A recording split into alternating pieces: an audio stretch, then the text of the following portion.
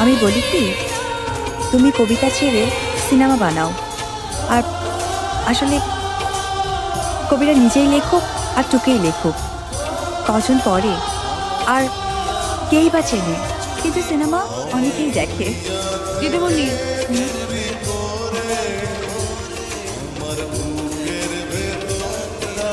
নাও।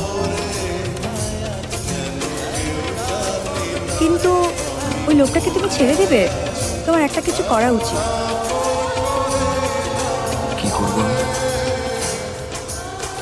আমি তো আর প্রমাণ করতে পারবো না যে লেখাটা আমার। But this is unfair.